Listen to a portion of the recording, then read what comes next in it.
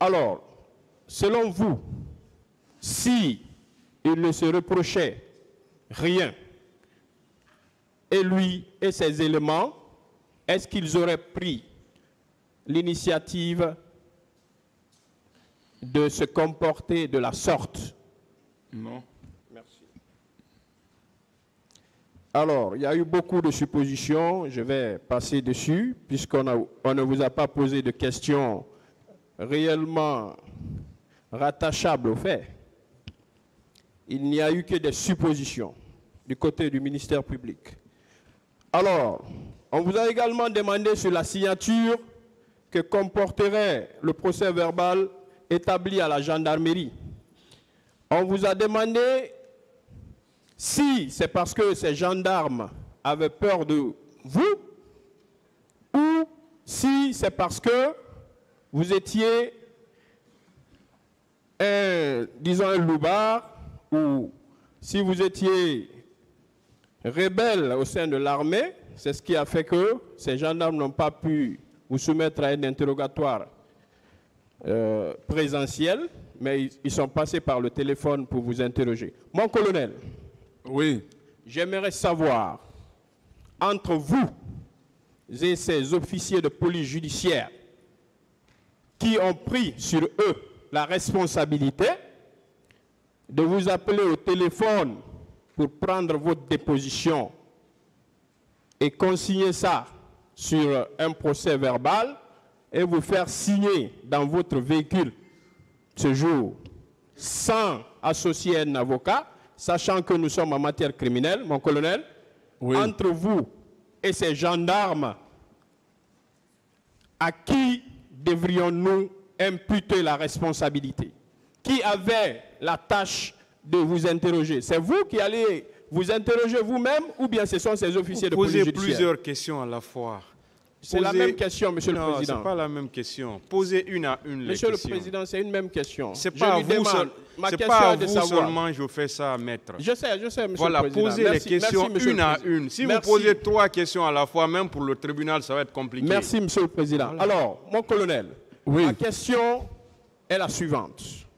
Est-ce que c'est à vous on devrait imputer la responsabilité d'un procès verbal entaché d'irrégularité ou bien c'est à ces officiers de police judiciaire? C'est à eux. C'est à eux, n'est-ce pas? Oui. Merci.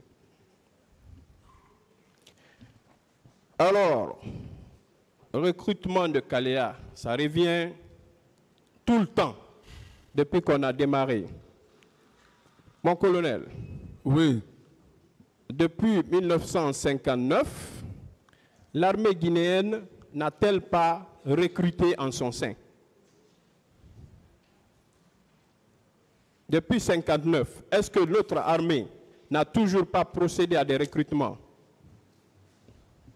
Si, il y a eu des recrutements. Il y a eu des recrutements? Oui. Alors, le fait de recruter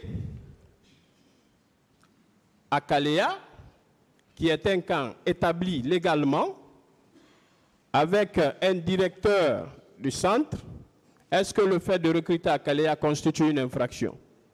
Non, mais ça, c'était les ordres du ministre de la Défense, ce n'est pas une infraction. Donc, selon vous, est-ce que s'il y a eu problème dans le cadre de ces recrutements de Kaléa, c'est vous qui n'êtes pas directeur du centre, qui n'étiez pas chargé du recrutement, qui doit répondre, ou bien c'est le ministre de la Défense qui devrait répondre? C'est le ministre de la Défense qui doit répondre. Merci. On a également fait état d'une déposition faite par le lieutenant-colonel Tamba Kalas en disant que ce dernier aurait déclaré que les différents va-et-vient à la présidence d'alors n'étaient pas maîtrisables. Est-ce que, mon colonel,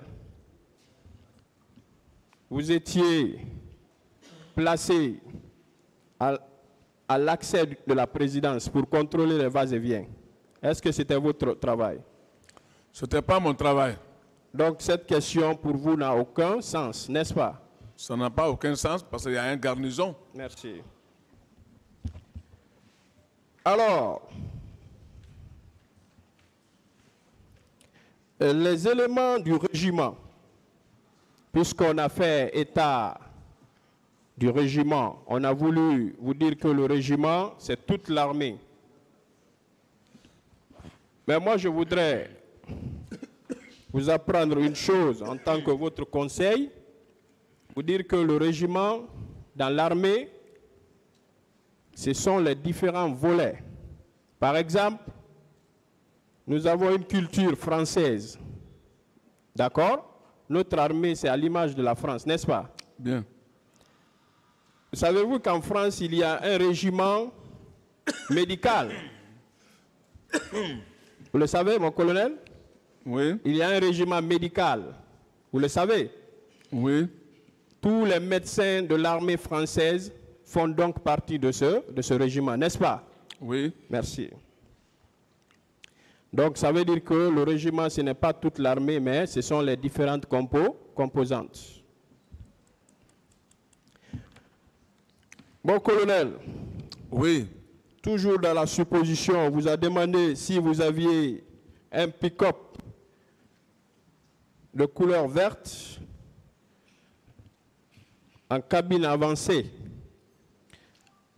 Est-ce que vous aviez dans votre cortège un tel véhicule? Non. Merci. On vous a également demandé s'il n'y avait pas un certain Mathieu Collier dans votre société de gardiennage, puisque cette question est venue ici, nous allons répliquer à toutes les questions, mon colonel. Est-ce qu'on avait besoin de vous demander sur un certain Mathieu Collier? Vous l'avez connu? Je ne l'ai pas connu. Merci. Est-ce que Mathieu Collier est un militaire qui relève, ou qui relève de l'armée guinéenne? Vous le connaissez, un certain Mathieu Collier? Je dis je ne le connais pas. Merci. On vous demande également si vous aviez fait escale à Bomboli. Est-ce que vous aviez fait escale à Bomboli ce jour? Ce jour de 28, je n'ai pas fait escale à Bomboli. Vous n'avez pas fait donc escale à Bomboli? Non. Vous êtes venu où directement après Manéa? Là où j'ai fait escale, j'ai répété que j'ai fait escale à Bambeto. À Bambeto, merci. Alors, on vous a également demandé que pourquoi vous dites souvent « je ne reconnais pas ». Est-ce que, mon colonel, oui, quelque chose que vous n'avez pas connu, vous pouvez dire devant ce tribunal que vous reconnaissez? Je ne peux pas le dire. Ce que je ne connais pas, je ne connais pas. Voilà.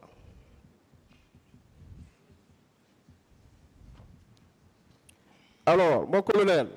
Oui.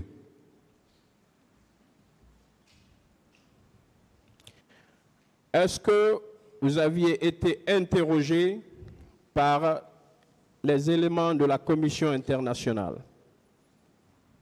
Est-ce que c'était un interrogatoire lorsque vous les avez reçus? Je les ai reçus dans mon bureau, ce n'était pas un interrogatoire. Merci. Mais c'est eux qui m'ont posé certaines questions, comme je les ai aussi répondu, mais pas une question. Il n'y a pas eu d'interrogatoire donc? Oui. Mais